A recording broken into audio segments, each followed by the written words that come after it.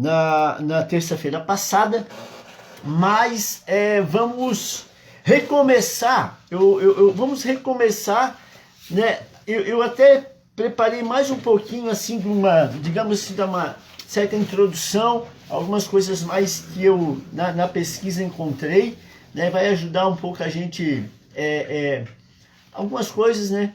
Vai nos ajudar. Então eu preparei alguma coisa mais na introdução e nós vamos recomeçar no capítulo 7, no versículo 7, que eu também tenho algumas coisinhas mais que eu queria, né, que eu queria colocar que não foi falado na terça-feira passada. Ok? Então, qualquer observação, vocês vão escrevendo aí, que aí eu fico aqui, eu fico lendo, né? A pastora está ali atrás também, acompanhando. Ali ela, ó. Aí nós estamos tudo equipados aqui, tá bom demais. E é isso aí. Aí a gente ela vai anotando ali, pergunta, vocês vão escrevendo aí. Amém? Hoje não dá para falar porque, né, através da ferramenta aí que é o Face, mas aí vocês escrevem aí, nós vamos trocando ideia junto. Amém? Vamos lá. Então é o seguinte, nós estamos vendo João 10, né? Começando no versículo 1, lembrando que Jesus, né, em João 10, ele está falando para o mesmo público, né, que ele estava falando lá no capítulo 9, é uma continuação, e o capítulo 9 a gente viu o que aconteceu, né, o clímax do capítulo 9, né, o ponto, sabe, do capítulo 9 foi a cura do cego de nascença. Então, o Senhor vindo, é uma sequência, né, ele vindo do capítulo 8, onde ele diz que ele era a luz, né, que aquele que estava em treva, né, que ele era a luz daquele que estava em treva, que aquele que está nele não anda em trevas. Aí ele saindo, né, e quando ele disse isso, quando ele revelou isso, que ele era a luz, ele estava na festa de tabernáculos, então existia todo um significado simbólico, né, todo um significado profético. Aí a gente já falou nisso, eu não vou voltar, né, mas está lá na nossa exposição do capítulo 8, só que quando ele diz que era a luz, né, luz do mundo, os fariseus novamente entraram, começaram a questionar e começaram ali, né, a querer desabilitá-lo como Messias, Ou seja, aí ele saiu daquele cenário ali de embate, né, de embate com os fariseus lá no final do capítulo 8, e aí ele entrou no capítulo 9, né, e passou ele os discípulos e viram um cego. E os discípulos perguntaram para o Senhor, Senhor, aquele homem é cego, por quê? Quem pecou, foi ele ou foram os pais? Né? Aí começou toda uma história, nós também já falamos isso, né? Tá lá, tá lá nos nossos nos vídeos anteriores. Só que aí Jesus, ele curou o cego de nascença, levantou de novo o embate, porque a cura do isso é importantíssimo, porque é a chave do capítulo 9, a chave talvez é a cura desse cego de nascença. Por quê? Porque essa cura do cego de nascença, aqueles que estavam interpelando Jesus, tentando desabilitá-lo como Messias, com a cura desse cego, eles não tiveram o que argumentar, entende? Eles não tiveram, porque com a cura desse cego de nascença, aquilo que eles pregavam até então, fica completamente desconstruído se eles não aceitassem que Jesus era o Messias. Então, foi uma cura, foi um milagre, um sinal absolutamente que deixou a religião sem saída. Ou seja, tudo que eles estavam falando a respeito do Messias que viria, estava ali, né, evidenciado na cura do cego de nascença. Ok? Aí eles tentaram desabilitar, né, desacreditar esse milagre, a ponto de, aí é importante, que é um link para o capítulo 10, a ponto de eles interrogarem o cego por 2 vezes, né? Eles interrogaram o cego quando eles perguntaram quem curou e tal, depois eles interrogaram a família do cego, né? Então foi uma série de interrogatórios, né, no capítulo 9. Primeiro foi os vizinhos, depois o cego, a família do cego, o cego de novo, tudo eles tentando buscar uma maneira de desacreditar, desabilitar, né, descredenciar esse milagre como sendo de Jesus, o Filho de Deus, né, o divino. Amém? Então eles estavam nesse embate agora, né, esse embate religioso e teológico, eles conversando entre eles, tentando desabilitá-lo como Messias. Amém? Muito bem, Jesus saindo dessa situação, o que aconteceu? Ele encontrou o cego de nascença, curou o cego de nascença. O cego de nascença foi, como eu falei, por 2 vezes interrogado, e foi o quê? Expulso da sinagoga. Esse expulso, a gente viu também, né, que esse expulso, né, em algumas traduções ali no hebraico, ele também remete, né, a excomungado.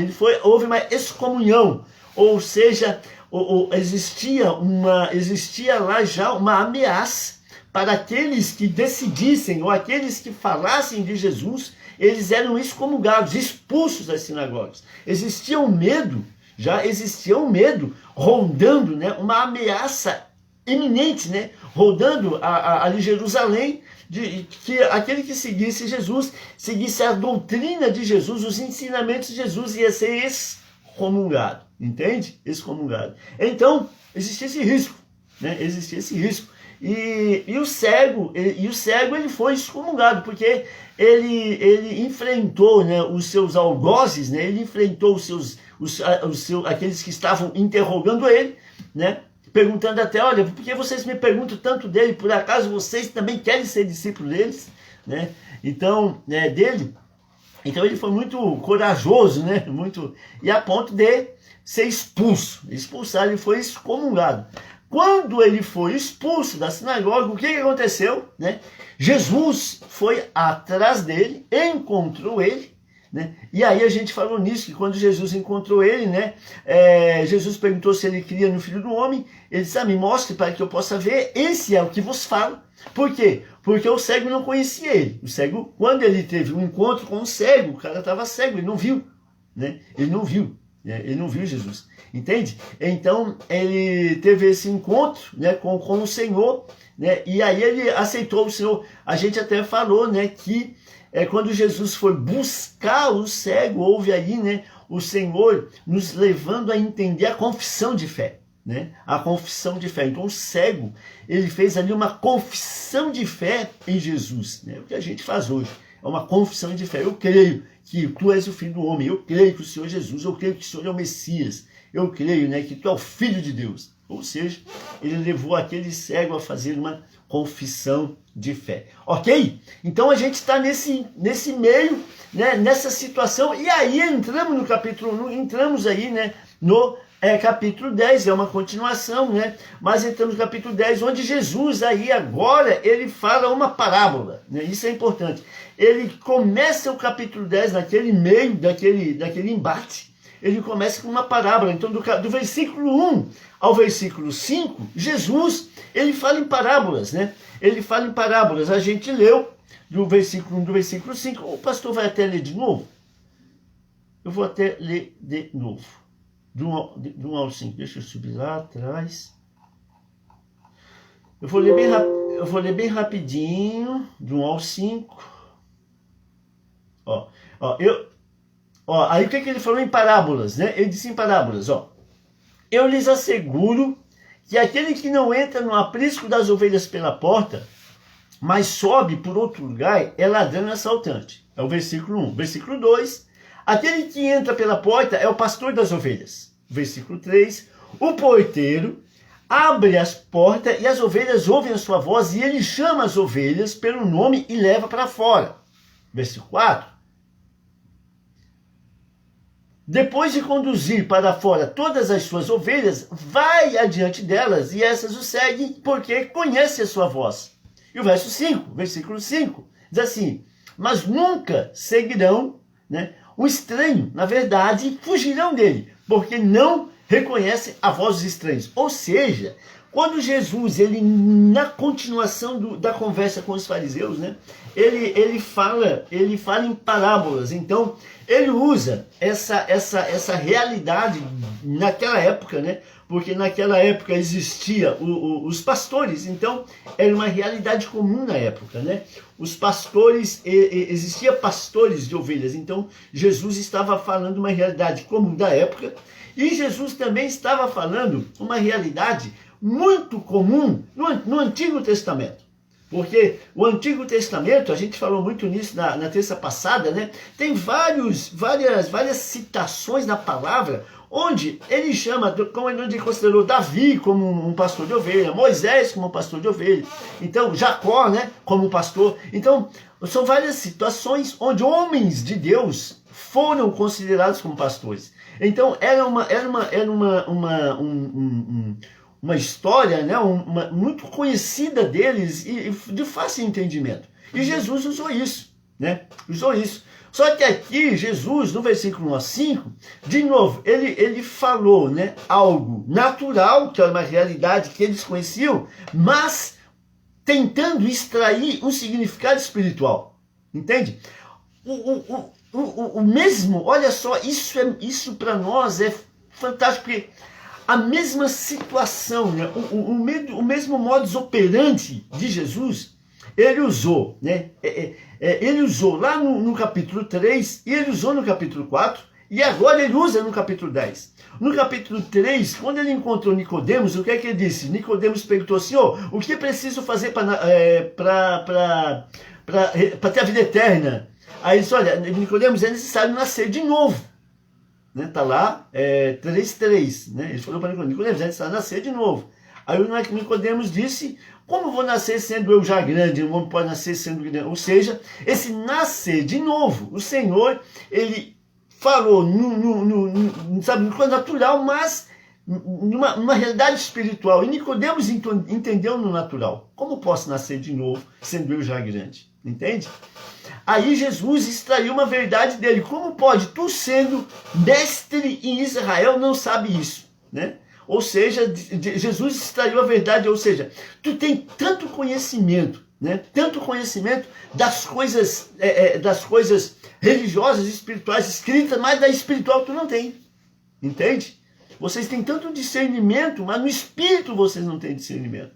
Na verdade, ele quis extrair essa realidade de Nicodemos, né? O Nicodemos sabe tanto, mas no que concerne as coisas espirituais, tu ainda é ignorante, né? Teoricamente, mais ou menos assim, entende?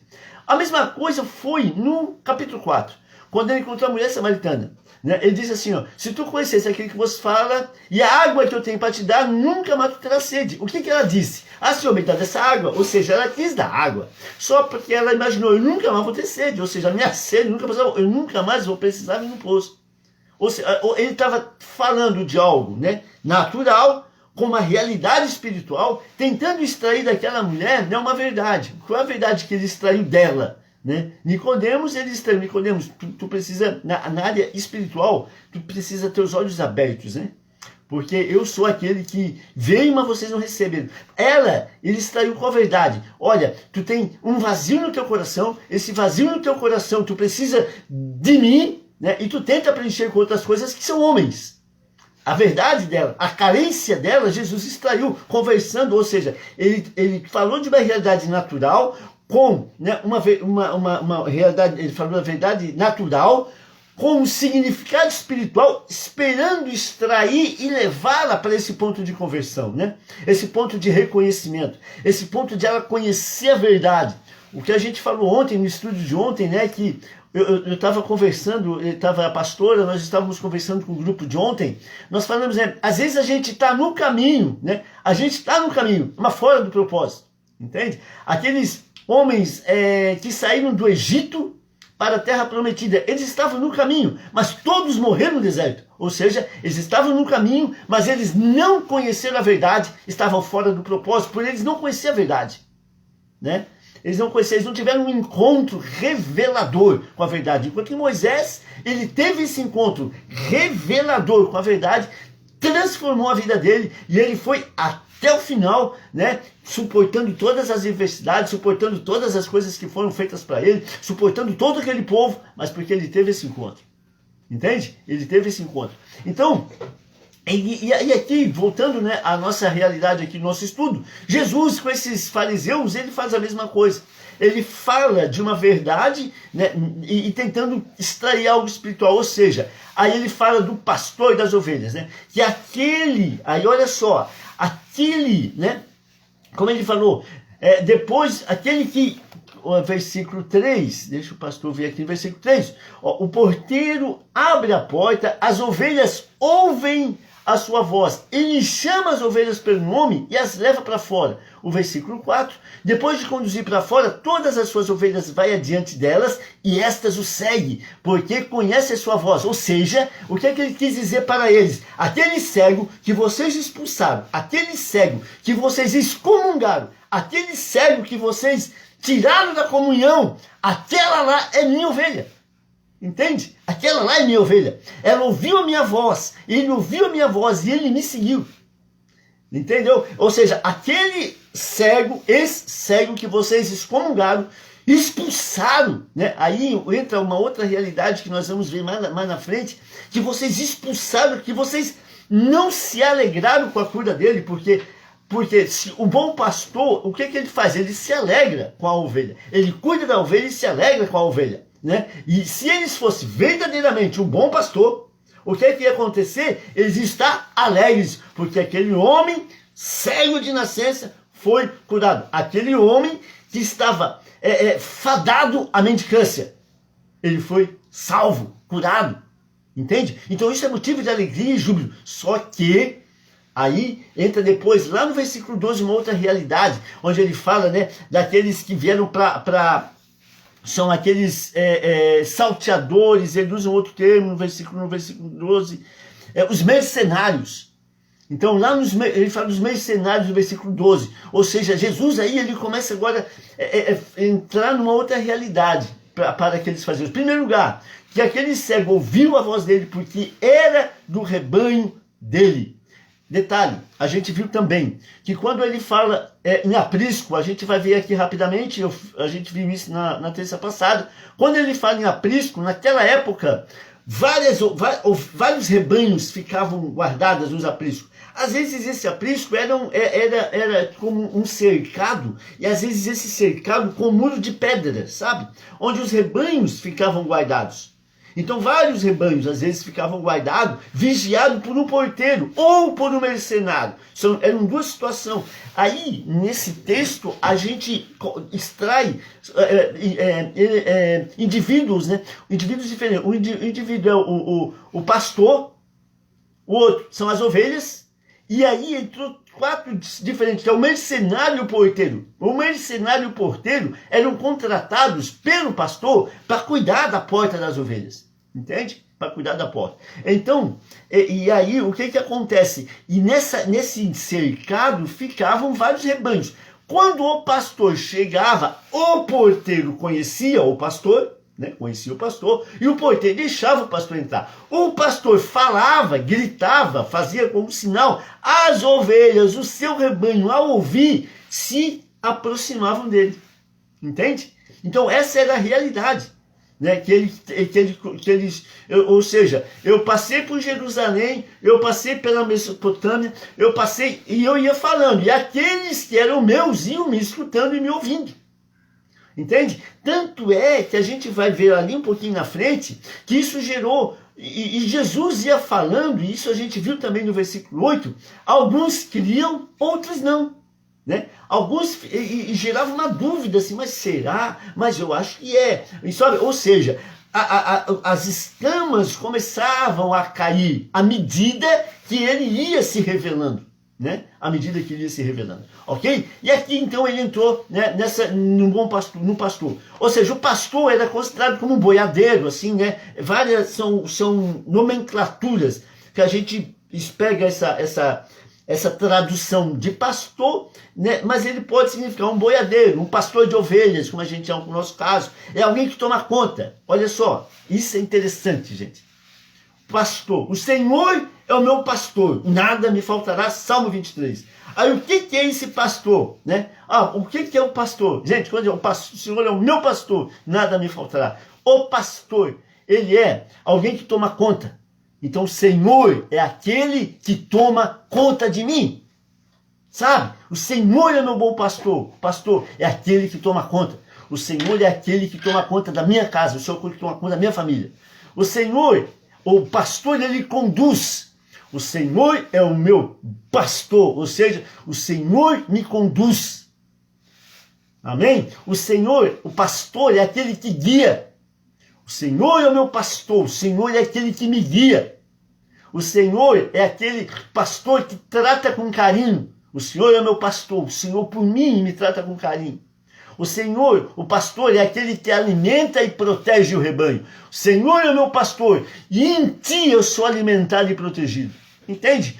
A explosão que dá no Salmo 23, no pastor do Salmo 23, às vezes a gente fala, né? Nós conhecemos o Salmo do pastor, mas não conhecemos o pastor do Salmo. E esse é o pastor do Salmo. Sabe? Ele é o bom pastor. Quando Jesus entrou, eu sou esse pastor. Eu conduzo, eu guio, eu tomo conta, eu trato com carinho, eu alimento e eu protejo. Amém? Continuamos. No Novo Testamento, esse pastor é atribuído, né, a pessoas que cuidam de pessoas, né? Está em Efésios 4:11, onde o apóstolo Paulo fala dos ministérios, e nos ministérios de Efésios 4:11, o apóstolo Paulo fala, né, sobre a função do pastor. Quando Jesus, aqui no versículo, nesse 10, né, no capítulo 10, a gente também vai ver que Jesus falou que ele é a porta. Né, no versículo 10, ele é a porta. Então, além de ser o pastor, a gente vê também que ele falou que ele é a porta. Né? Por que ele é a porta? Ele aí usou uma figura de linguagem. Né, uma figura de linguagem. Contrasta com a proteção. Porta fala de proteção, né, de Jesus das ovelhas. Então, quando diz eu sou a porta, né, ele é a proteção dessas ovelhas.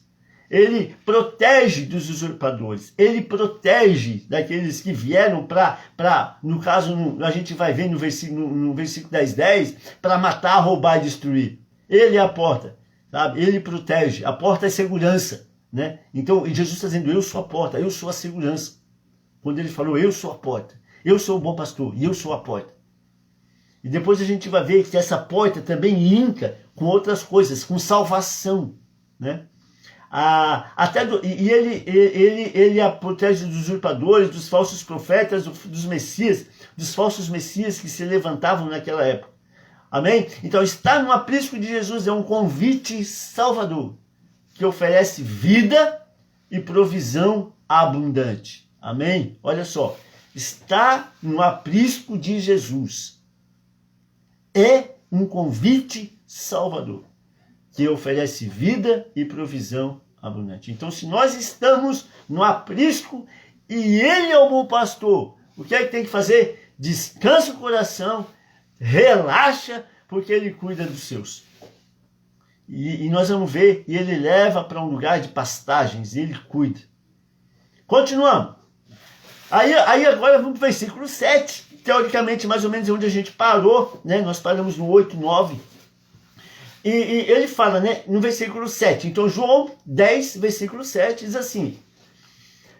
Então Jesus afirmou de novo, digo-lhes a verdade, eu sou a porta das ovelhas. Então, quando ele falou sou a porta, essa é a terceira das 7 afirmações que Jesus falou, eu sou. Né? No Evangelho de João, Jesus falou 7 vezes a palavra eu sou.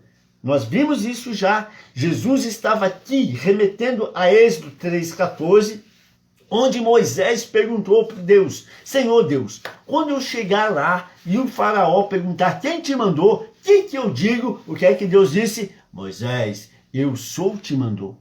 O eu sou o que sou. Então, quando Jesus falava o eu sou, na hora, eles lembravam, né, que o eu sou, ele estava se referindo, até porque no hebraico, né, a mesma raiz, a mesma palavra que Jesus falava, era a palavra que eles estudavam, que era a voz de Deus para Moisés. Moisés, que era considerado o profeta deles, né, então, eles linkavam na hora. Então Jesus disse, eu sou a porta.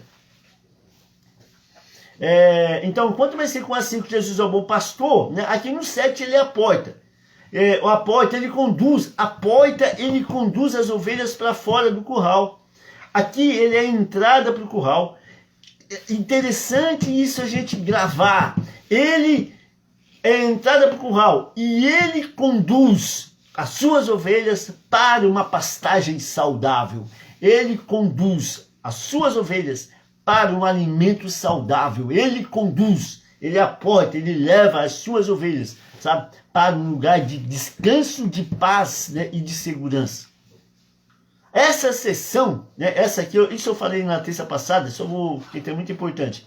Essa sessão aqui, né, esse versículo, ele já ecoa, né, ele já dá uma ligada, assim, um link, lá com João 14,6. Isso aqui, esse versículo 7, ele já dá um rasante lá em João 14,6, que Jesus disse: eu sou o caminho, a verdade e a vida. Né? Eu sou o caminho. Então, quando ele fala que ele é a porta, né? Ele é a porta e que conduz a esse caminho. Né? Eu sou o caminho, a verdade e a vida. Então, quando ele fala que ele é a porta, já dá uma ligada lá com João 14,6, onde ele se revela sendo Jesus, caminho, eu sou o caminho, né? A verdade e a vida. Amém? Jesus é aquele por meio do qual a vida eterna é recebida. Aleluia. Glória a Deus. Jesus é aquele por meio do qual a vida eterna é recebida. Cada um que está aqui, pega isso. O importante para nós é a salvação. Nós pregamos a palavra, estamos aqui estudando, estamos aqui conhecendo Jesus com o objetivo: Senhor, nós queremos te amar, te amar, te amar, te amar, te amar, te amar, te amar, para ser salvo. Nós amamos a tua palavra, amamos ouvir quem tu é, amamos o Senhor, nós queremos te amar, nós estamos estudando, porque nós precisamos criar no nosso coração esse amor. Precisamos, Senhor, te amar, porque aqueles que te amam, né, serão salvos. Amém? Nós precisamos te amar. Glória a Deus, queridos. Entende? Então nós precisamos estar nesse lugar. Jesus é aquele por meio de qual a vida eterna é recebida. Ele é o caminho para se aproximar do Pai e participar da salvação prometida. Consideramos também que muitos pastores do Oriente Próximo dormiam nas portas para cuidar das suas ovelhas. Aqui Jesus retrata a si mesmo como a própria porta. Glória a Deus. Falei um negócio também, só quero repetir aqui, rapidinho. Existia lá, na época, né, os pastores do Ocidente. Como é que ele funciona? Funciona que ele vai atrás, as ovelhas vão na frente, e ele vai empurrando as ovelhas. Às vezes ele usa cachorro, né, cachorro que fica acuando, amedrontando as ovelhas, e as ovelhas vão com medo, né, seguindo o caminho. Amém? Os pastores lá do Oriente Próximo, onde Jesus estava, ele vai na frente, e as ovelhas o seguem. Amém? Ele vai na frente e as ovelhas o seguem. Entende? Ou seja, ele vai falando, as ovelhas vão seguir. Assobiando, as ovelhas vão seguir. E quando ele falou que ele é a porta, que eu falei, né, que nós ia ver alguns versículos, né, que dava embasamento, né, para isso. Em Mateus 7,7 diz assim: pedi e dar-vos-á, dar-se-vos-á, buscai e encontrareis, batei e abre-se-vos-á. Ou seja, batei e abre-se-vos-á está se referindo a uma porta, né? Então, pedir, buscai, encontrar, que você vai encontrar, bate, que vai se abrir. Ok? Amém? Glória a Deus. Amém? É bom demais, Jesus é bom. Em Mateus 7,13 diz assim: entrai pela porta estreita, porque larga é a porta e espaçoso o caminho que conduz à perdição. Muitos são os que entram por ela. E em Mateus 25:10 diz assim: e tendo elas ido comprá-lo, chegou o esposo e as estavam preparadas. Entraram com ele para as bodas e fechou-se a porta. Amém? Então Jesus é a porta que nos leva à salvação. Ele é a porta que nos garante a salvação. Amém? Glória a Deus. Vamos lá. Versículo 8, todos os que vieram antes de mim eram ladrões assaltantes, né? Algumas traduções estão salteadores, talvez a tua esteja salteador, né? Mas as ovelhas não os ouviram, ou seja, olha, o cego não te ouviu, porque, em outras palavras, vocês eram ladrão e assaltante. Pode ser, né? Isso estava se referindo aos falsos mestres, sem escrúpulo, tais como aqueles castigados em Ezequiel 34, isso eu pedi para vocês ler Ezequiel 34, né? Lá na terça passada, e para vocês ler Ezequiel 34, que é o pano de fundo para essa situação que Jesus está vivendo. E também talvez os escribas e fariseus dos dias de Jesus. Então aqui Jesus estava realmente, né, se referindo, olha, o povo não ouve vocês porque vocês são ladrão, salteador, né, enganam o povo. E isso também faz lembrar, né, que lá quando ele entrou no templo, na purificação do templo, né, onde ele entrou no templo com Azorrag,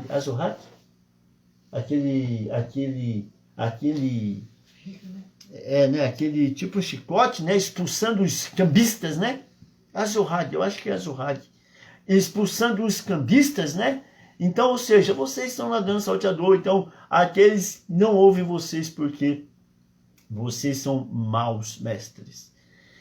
Versículo 9, eu sou a porta, quem entra por mim será salvo, como eu falei, né, a porta da salvação, será salvo, entrará e sairá e encontrará pastagem.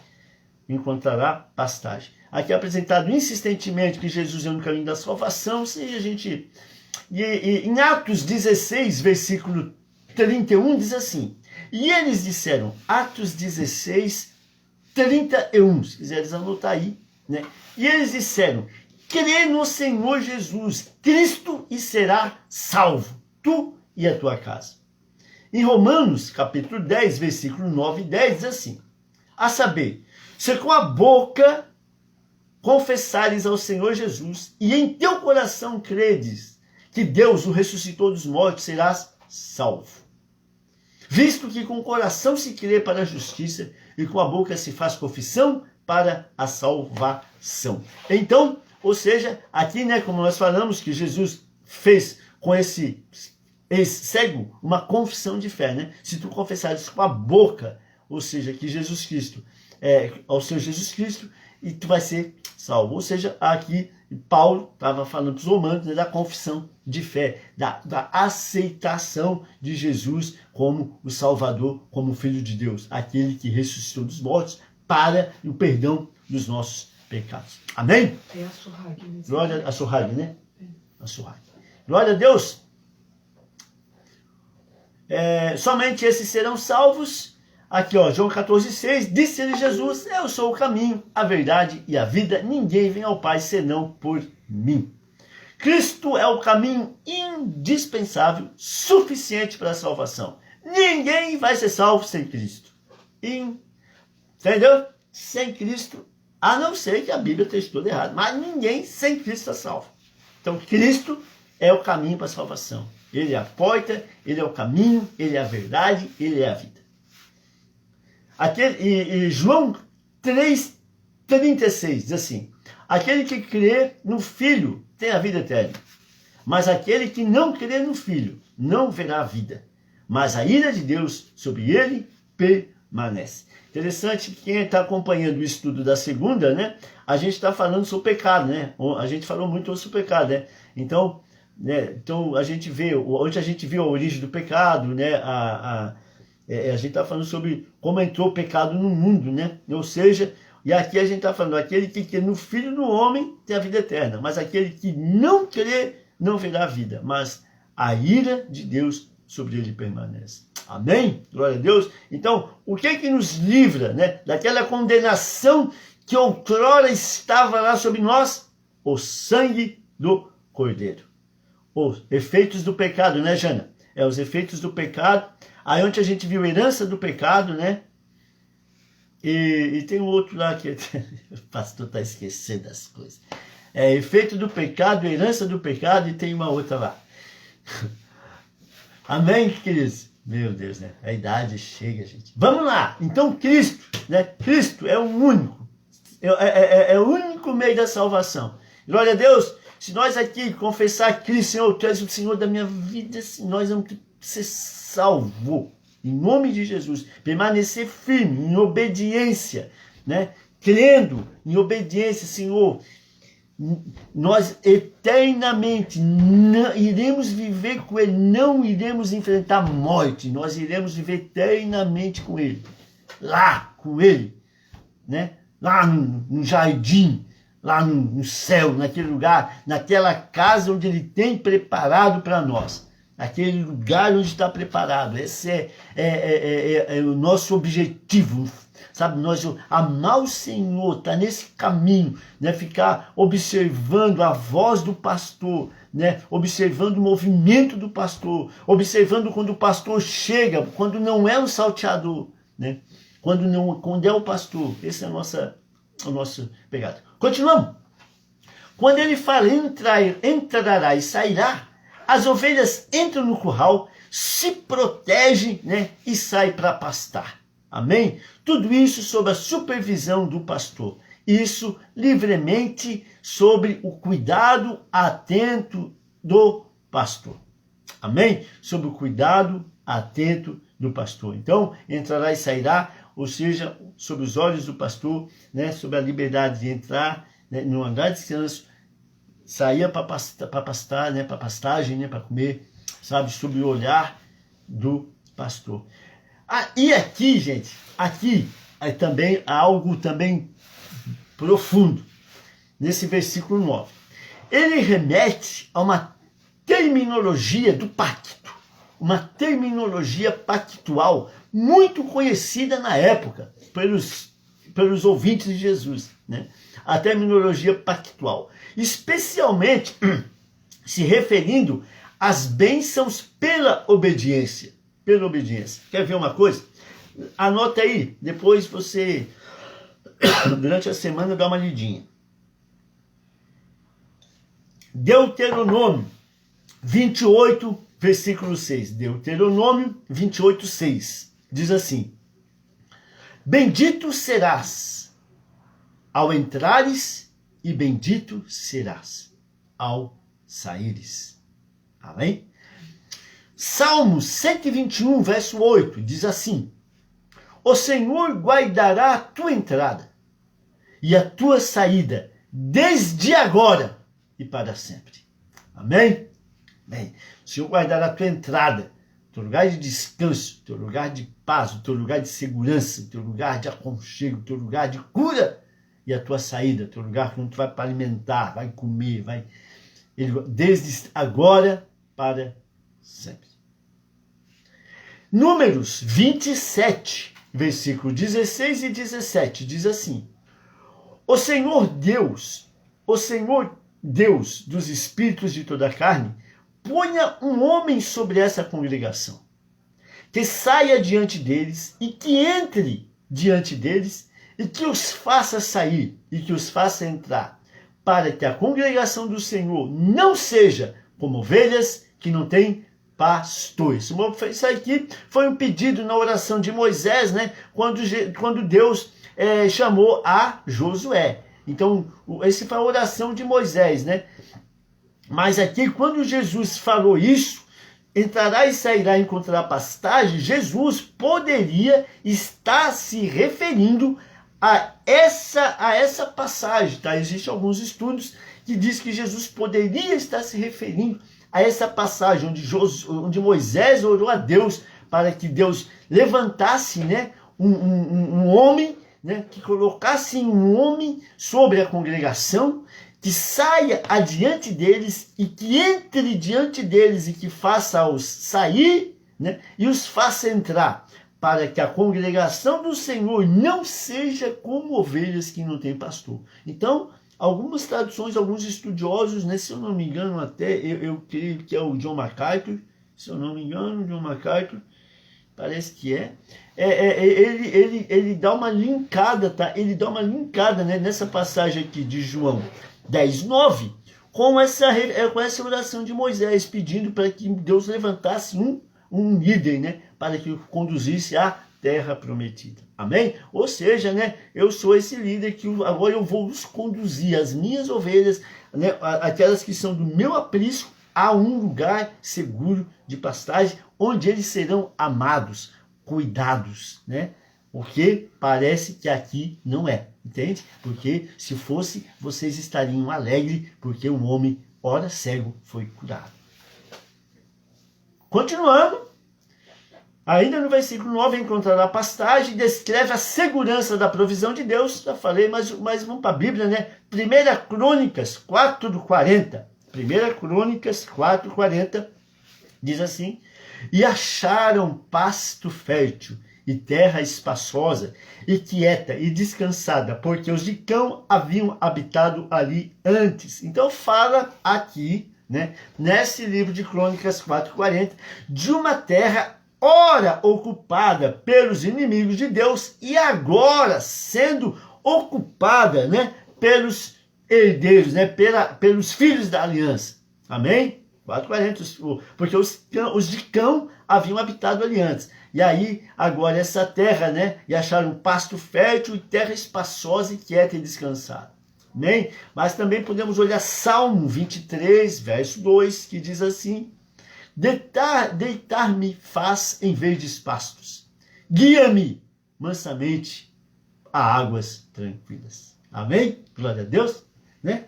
Nós possamos, cada um que está ouvindo, né, entronizar esse verso de Salmo 23:2, né? Deitar-me faz em verdes pastos e guia-me mansamente a águas tranquilas. É a segurança, né? O conforto, é a segurança de que nós estamos sendo guardados e protegidos pelo bom pastor, né? Sabe?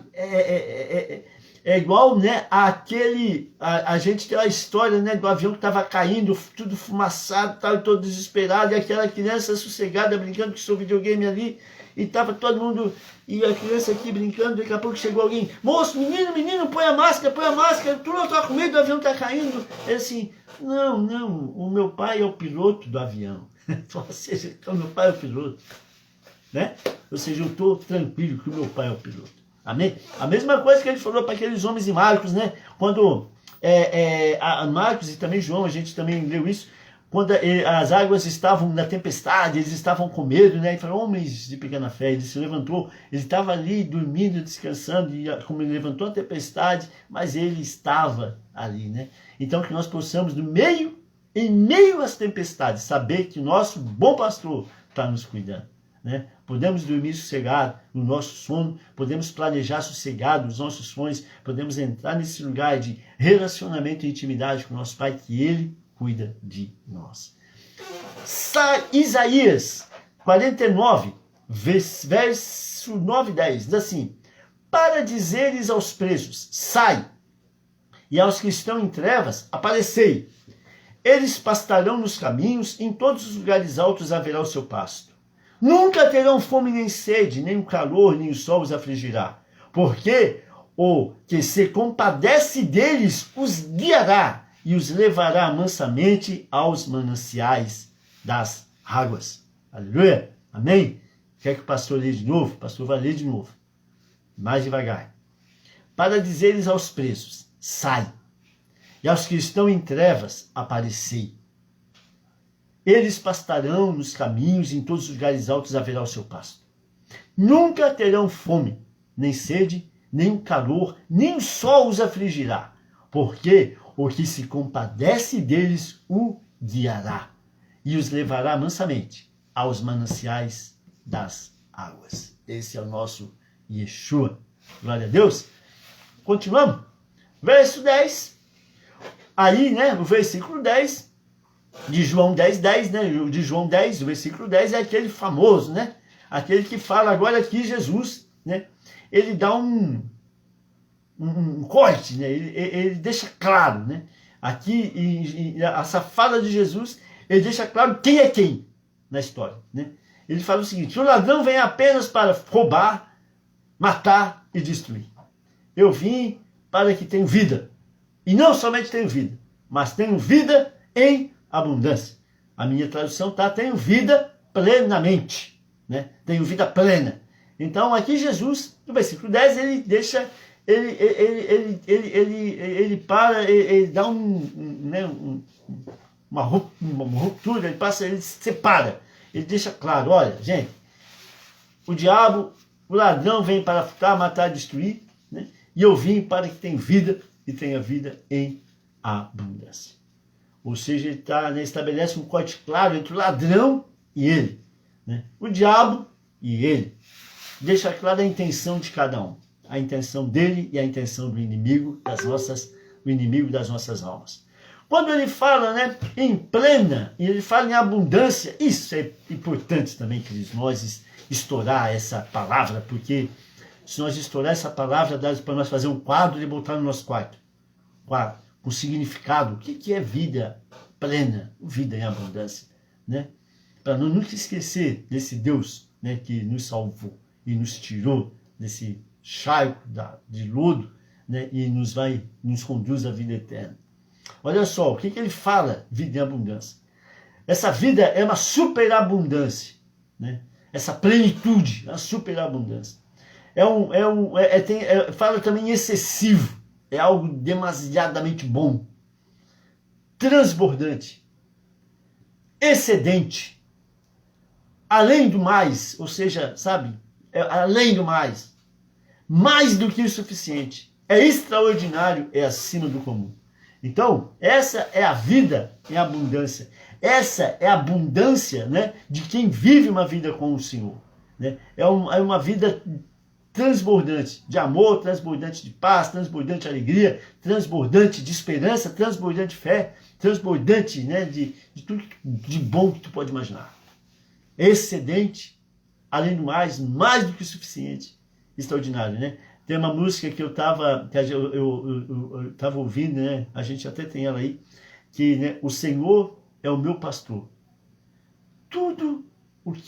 Se o Senhor é o meu bom pastor, tudo o que eu não tenho é porque eu não preciso. É forte, né? Se o Senhor é o meu pastor, tudo que eu não tenho é que eu não preciso. Então, sabe, se ele é o nosso bom pastor, tudo que a gente não tem é porque nós não precisamos. Porque ele nos dá o suficiente e ele, né, e a palavra diz, né, ele superabunda, né, no seu amor, superabunda a sua paz. E se for da vontade dele, e a gente vai falar isso mais na frente sobre a prosperidade, né, ele nos superabunda, né, em prosperidade. Eu creio que é na próxima tela. Deixa eu ver. Essa abundância pode nos remeter a como o pastor busca o seu rebanho no dia em que está em meio das ovelhas dispersas. Isso aqui está em Ezequiel 34, verso 12. Olha o que diz. Ezequiel 34, versículo 12. Olha o que fala Ezequiel 34, versículo 12 a 15. Como o pastor busca o seu rebanho no dia em que está no meio das suas ovelhas dispersas, assim buscarei as minhas ovelhas, e livrá-las-ei de todos os lugares por onde ando espalhadas, no dia nublado e de escuridão. E tirá-las-ei dos povos, e as congregarei dos países, e as trarei à sua própria terra, e as apacentarei nos montes de Israel, junto aos rios, e em todas as habitações da terra. Em bons pastos as apacentarei, e nos altos montes de Israel será o seu aprisco. Ali se deitarão num bom redil e pastarão em pastos gordos nos montes de Israel. Eu mesmo apacentarei as minhas ovelhas, e eu as farei repousar, diz o Senhor Deus. Ezequiel 34, 12 a 15. Amém? Ou você lê ali, né? Olha a profecia, né? Ezequiel, o profeta. Jesus, o cumprimento dessa profecia, né?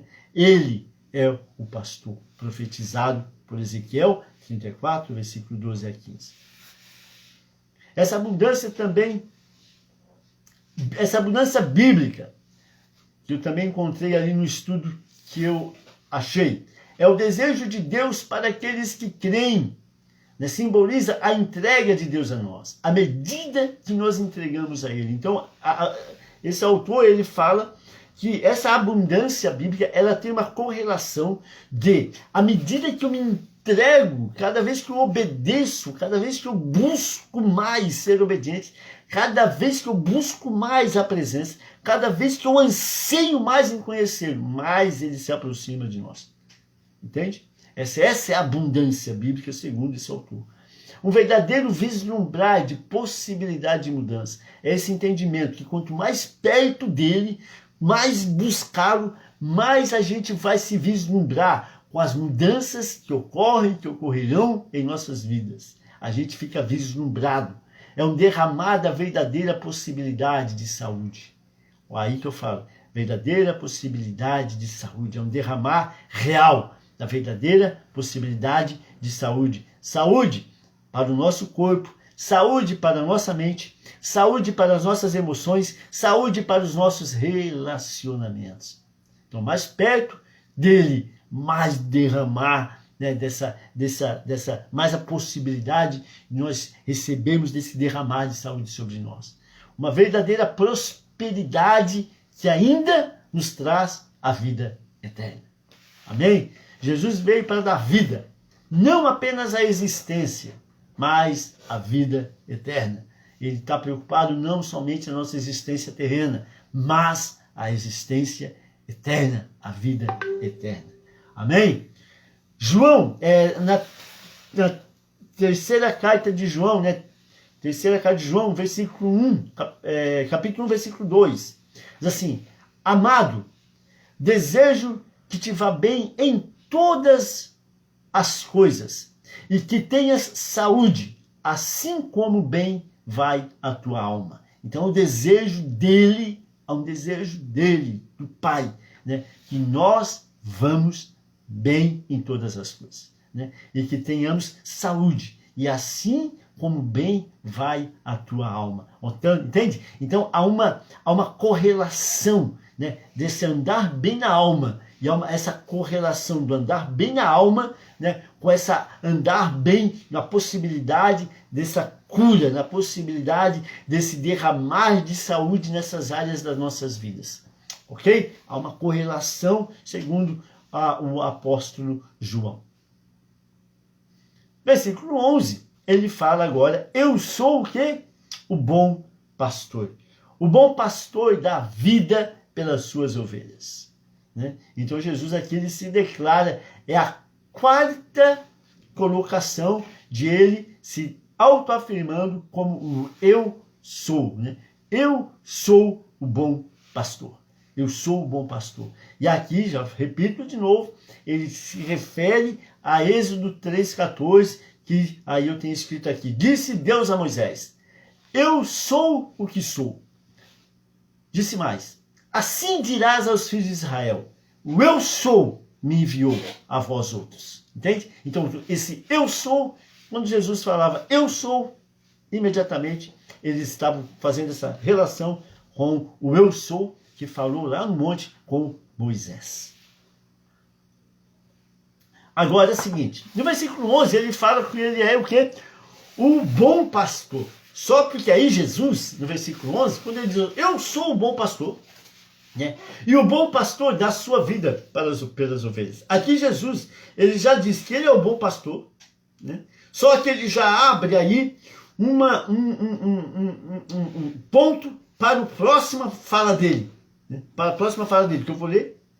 Diz o seguinte: o mercenário que não é pastor e a quem não pertence as ovelhas, vê vir o lobo, abandona as ovelhas e foge. Então o lobo as arrebata e dispersa. Então quando ele falou, ele é o bom pastor, né, ele já estava ali preparando já a segunda, ou seja, contrastando. Né? Aí Jesus ele fez questão de contrastar, a diferenciar, né? Assim como ele lá no versículo 10, ele disse, olha, o ladrão vem para matar, roubar, destruir, mas eu vim para a vida eterna. O bom pastor e o mercenário. Então Jesus ele já entrou num ponto já de contraste, né? Cuja legítima preocupação era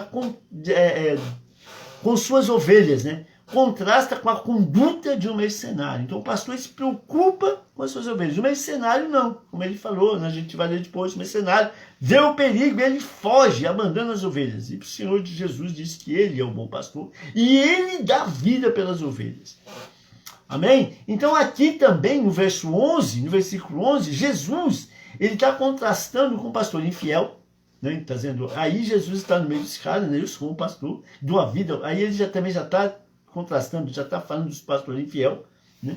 Que o Senhor haverá de julgar e cujo interesse desses pastores infiéis é a autoconservação. O que é isso? Isso significa o seguinte: por eles não aceitarem a cura lá do cego de nascença, o que eles preservaram? A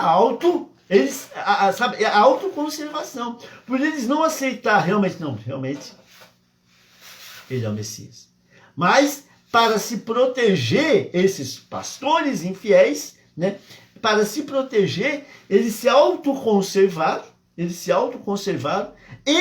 expulsaram, né? E expulsaram o cego, né? E não aceitaram o testemunho, não aceitaram o testemunho de Jesus, entende? Então esse pastor infiel, ele se preocupa com a autoconservação. Interessante, o bom, né? Quando ele fala o bom pastor, esse bom também, tá? Esse bom também, ele também está relacionado, né, ao raiz a uma pessoa nobre, a uma nobreza desse pastor, aí contrastando ainda mais, né, com o mercenário do verso 12. Continuando, quando ele falou da vida, né, eu sou o pastor e o pastor dá vida pelas ovelhas. Quando ele falou da vida pelas ovelhas, fica claro a vida que ele ia entregar na cruz 6 meses depois, né? Ali nós estamos em tabernáculo, é mais ou menos setembro, outubro. A crucificação dele foi em Páscoa, lá em abril, mais ou menos, né? Então, 6 meses antes que Jesus está aí nesse conversação com eles. Então, eu dou a vida pelas ovelhas. Então, aqui, claramente, né, todos os escritores, eles colocam essa fala da vida pelas ovelhas, fazendo referência clara com a morte vicária de Cristo na cruz. Amém? Então ele é o bom pastor. E olha, eu só não curo, eu só não faço o bem, como eu vou dar a vida pelas ovelhas. Amém? Aí, João 10:15 diz assim, ó, assim como o Pai me conhece a mim, eu conheço o Pai e dou a minha vida pelas ovelhas. Em Caifás, em João 11, capítulo 50, versículos 50 e 51, Caifás disse assim, ó, nem considerais que vos convém que morra um só homem pelo povo, e que não venha a perecer toda a nação. Ora, ele não disse isso de si mesmo, mas, sendo sumo sacerdote naquele ano, ele profetizou que Jesus estava para morrer pela nação. Amém? Então o próprio Caifás, né, na fala de Caifás, lá em João 11, versículos 50 e 51, Caifás profetizou que Jesus estava para morrer pela nação. Amém? Glória a Deus. Aqui também a gente pode dar uma linkada, né? Porque a palavra ela chama Davi também de pastor, né? E esse pastor que dá a vida pelas ovelhas, né? A vida foi mais ou menos o que Davi fez em 2 Samuel, capítulo 5, versículo 2, que diz assim, no passado, quando Saul era nosso rei, você que liderava o exército de Israel, o Senhor lhe disse, você será o pastor do meu povo de Israel. Você será o pastor do meu povo. E Israel será o líder. Não, você será o pastor do meu povo. Israel será o líder de Israel. Amém? Então, Davi também foi, 2 Samuel, capítulo 5, versículo 2, chamado de pastor de Israel. Né? No passado, quando Saul era nosso rei, era você que liderava o exército de Israel. E o Senhor lhe disse, você será o pastor do meu povo Israel, será o líder de Israel. Então, Davi também foi chamado de pastor. Aí, e quando o pastor que morre pelas ovelhas, né, em 1 Samuel capítulo 17, versículo 34 a 36, diz assim, então disse Davi a Saul, teu servo apacentava as ovelhas do seu pai, olha só. E quando vinha um leão, um urso, e tomava uma ovelha do rebanho, e saía após ele, e o feria, e o livrava da sua boca. E quando ele se levantava contra mim, eu lançava-lhe mão da barba, e o feria e o matava. Assim feria o teu servo, o leão, como o urso. Assim será esse incircunciso filisteu como um deles, porquanto afrontou os exércitos dos deuses vivos. Ou seja, Davi, o pastor de Israel, também, né, foi aquele que se sujeitava a dar vida para defender as ovelhas do seu pai. Entende? A correlação de o estudo, né, nos possibilita. Davi também foi um pastor, né, que ousou, né, arriscar a vida para defender as ovelhas do seu papai. 1 Samuel, capítulo 17, versículo 34 a 36. Aleluia. Glória a Deus, queridos. Ficamos por aqui. Semana que vem a gente recomeça do versículo 12. Hoje a gente viu um pouquinho, né, do que a gente falou na semana passada, mas foram informações novas, né? Então eu creio que quem participou da semana passada não ficou chateado porque não repetiu, né? Foram coisas que a gente vai buscando, vai lendo, vai estudando, e aí eu senti de acrescentar, né, informações, né, naqueles versículos que a gente já havia passado. Mas eu creio que não ficou, né? Eu senti que foram informações novas. Então, né, eu creio que quem assistiu terça passada não se chateou, porque, né, na verdade só serviu para contribuir um pouco mais, né, com aquilo que a gente estava estudando, né, na terça passada. Então serviu para dar mais uma brilhada assim. Amém, queridos? Deus abençoe a todos, em nome de Jesus. Pastora, quer falar alguma coisa, pastor? Não? Show de bola? Então, gente, Deus abençoe. Fiquem na paz do Senhor. Vamos orar? Pai, eu te agradeço por cada um dos teus filhos que está neste lugar. Muito obrigado, Deus, que o teu amor, Pai, a tua graça os conduza e cuide de cada um do teu filho, Pai. Muito obrigado por cada casa, por cada família. Muito obrigado por cada ovelha do Senhor que está aí. Pai, nós te agradecemos.